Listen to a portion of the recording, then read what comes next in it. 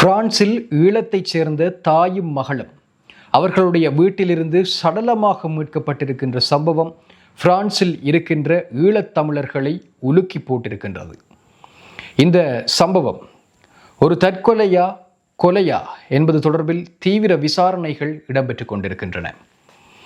வீடு பூட்டப்பட்டிருந்திருக்கின்றது. பல நாட்களாக அவர்களுடைய நடமாட்டம் இருக்கவில்லை. வீட்டினுடைய கதவை உடைத்து உள்ளே செல்கின்றார்கள்.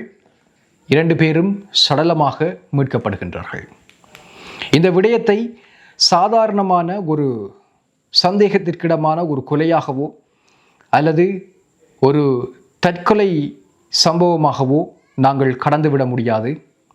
இந்த விடயம் புலம்பெயர் தேசங்களில் வாழுகின்ற எங்களுடைய உறவுகள் சந்திக்கின்ற மனநலம் தொடர்பான பிரச்சினை, குடும்ப அமைப்பிலே காணப்படுகின்ற சிக்கல்கள் மற்றும் புலம்பெயர் வாழ்க்கை வழங்குகின்ற அழுத்தம், இந்த விடயங்களினுடைய ஒரு சந்திப்பு புள்ளியாகத்தான் இந்த சம்பவத்தை நாங்கள் அணுக வேண்டியிருக்கிறது. வணக்கம், நான் உமாசங்கர் ஆரூரன். என்னுடைய இந்த வலையொலி பக்கத்தை சப்ஸ்கிரைப் செய்யாது பார்த்து கொண்டிருப்பவர்கள் சப்ஸ்கிரைப் செய்து கொள்ளுங்கள். பிரான்சின் ஃபேண்டின் என்கின்ற நகரிலே இந்த சம்பவம் இடம்பெற்றிருக்கின்றது.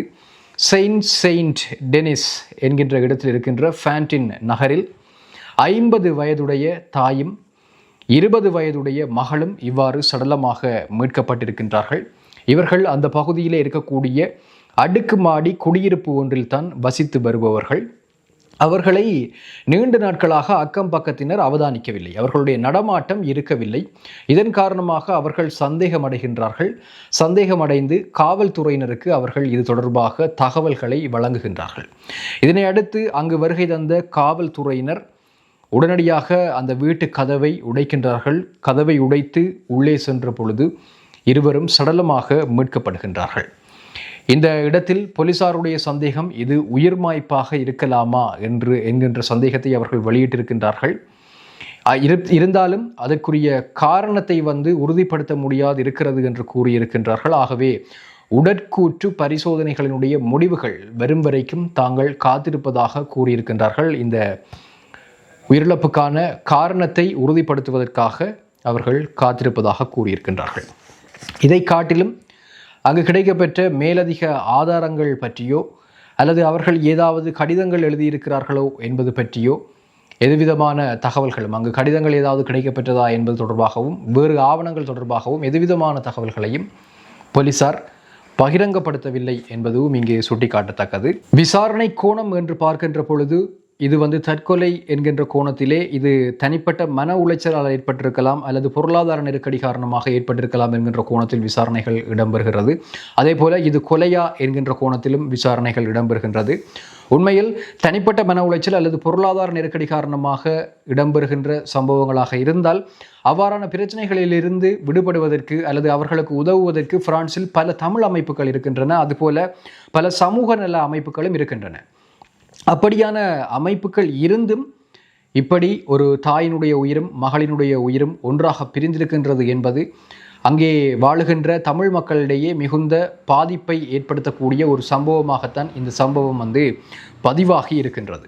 அடுத்தது, இந்த புலம்பெயர் உறவுகளை பொறுத்தவரையில் உண்மையில் அவர்கள் தனிமை, சமூக ஆதரவு குறைவு மற்றும் மன அழுத்தம் இவை போன்ற பிரச்சனைகளால் பாதிக்கப்படுபவர்களாக இருப்பார்கள் இப்படியான சம்பவங்களிலே சிக்குகின்ற உறவினர்கள். ஆகவே அது தொடர்பாக அவர்கள் மிகவும் கவனமாக இருக்க வேண்டிய ஒரு நிலைமை இருக்கின்றது. பொருளாதார அழுத்தங்களை பொறுத்தவரையில் வேலை நிலைத்தன்மை இல்லாமை, புலம்பெயர் தேசங்களிலே நிரந்தரமான வேலையின்மை என்பது ஒரு கூடுதல் அழுத்தமாக இருக்கும். அதுபோல சிலருக்கு கடன் சுமைகள் இருக்கலாம். மேலும் குடும்ப பொறுப்புகளும் அவர்களுக்கு ஒரு அழுத்தத்தை ஏற்படுத்தக்கூடிய ஒரு விடயமாக இருக்கும்.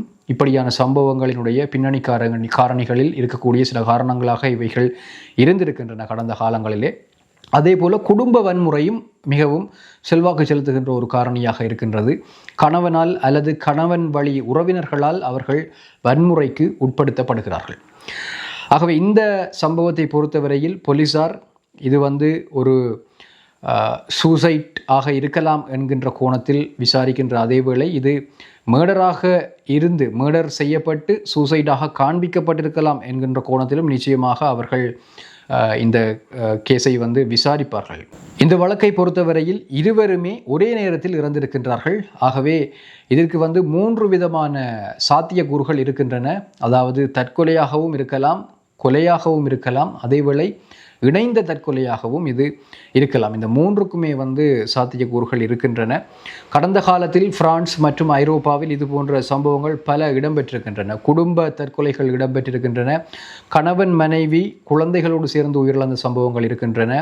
அதேவேளை குழந்தைகளை கொன்ற சம்பவங்களும் இருக்கின்றன. அழுத்தங்கள் காரணமாக இப்படியான சம்பவங்கள் கடந்த காலங்களிலே இடம்பெற்றிருக்கின்றன. வெளிநாட்டில் தனிமை காரணமாகத்தான் அதிகளவிலான தற்கொலைகள் பதிவாகின்றன மற்றும் குடும்ப வன்முறை காரணமாக பெண்கள், குழந்தைகள் அதிகளவிலே பாதிக்கப்படுகிறார்கள். இந்த வழக்கை பொறுத்தவரையில் இது கொலையா தற்கொலையா என்பதனை தீர்மானிப்பதற்கு உண்மையில் இந்த உடற்கூற்று பரிசோதனைகள், அதாவது சட்ட வைத்தியம் சம்பந்தமான விடயங்கள், ஃபொரன்சிக் என்று கூறுவார்கள், அது தொடர்பான முடிவுகள் வர வேண்டும். அதே போல போலீசாருடைய இன்வெஸ்டிகேஷன், தொடர்ச்சியான விசாரணைகள், அதன் மூலமான முடிவுகள் வந்தால்தான் இது தொடர்பான உண்மை வந்து துலங்கக்கூடியதாக இருக்கும். உண்மையில் புலம்பெயர் வாழ்க்கை என்பது வெளியிலே ஒரு பிரகாசமான ஒரு வாழ்க்கையாக இருந்தாலும் உள்ளுக்குள் மிகுந்த மன அழுத்தங்களையும் உச்சக்கட்ட வேதனைகளையும் உள்ளடக்கிய ஒரு வாழ்க்கையாகத்தான் இப்படியான சம்பவங்களில் சிக்குபவர்களுக்கு இருக்கின்றது. ஆகவே மனநலம் குறித்த விழிப்புணர்வோடு அங்கு இப்படியான பிரச்சனைகளை எதிர்நோக்குகின்றவர்கள், இந்த சவால்களை எதிர்நோக்குகின்றவர்கள் இருக்க வேண்டும் என்பது இங்கே முக்கியமானதாக இருக்கின்றது. இந்த சம்பவத்திலிருந்து ஒரு முடிவாக நாங்கள் சொல்வதாக இருந்தால், உண்மையில் இந்த விடயம் மனநலம், குடும்ப அமைப்பு மற்றும் புலம்பெயர் வாழ்க்கை தருகின்ற அழுத்தம், இந்த 3னுடைய சந்திப்பினுடைய ஒரு விளைவுதான் இந்த உயிரிழப்பு சம்பவம், தாயும் மகளும் சடலமாக மீட்கப்பட்ட சம்பவம் என்று கூறலாம். இது தொடர்பான உங்களுடைய கருத்துக்களை பதிவிடுங்கள். தொடர்ச்சியான அப்டேட்ஸ் இது சம்பந்தமாக கிடைத்தால் நிச்சயமாக அதனையும் காணொளியாக வழங்குவதற்கு தயாராக இருக்கின்றேன். நன்றி.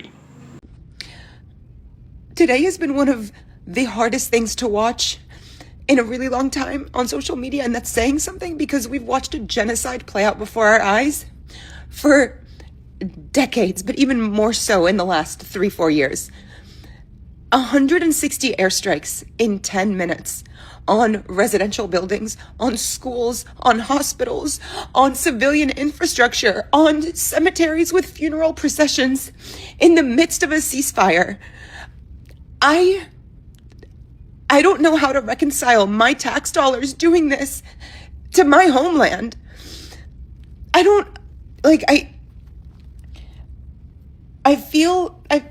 feel like it's really important to get on here and to talk and to say this, but I am at such a loss for words. All I can do sometimes is reshare other people's voices who can articulate it a little bit more with a little bit more emotional separation.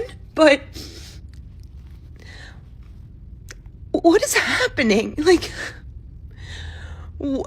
we are sending people to scope out living on the moon while we bomb each other.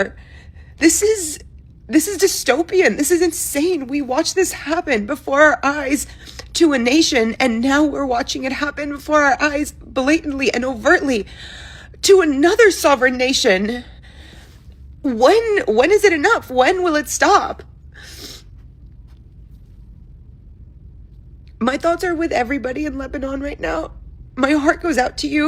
It's really, really, really, I don't want to get on here and cry because I am so lucky. I'm so fortunate. But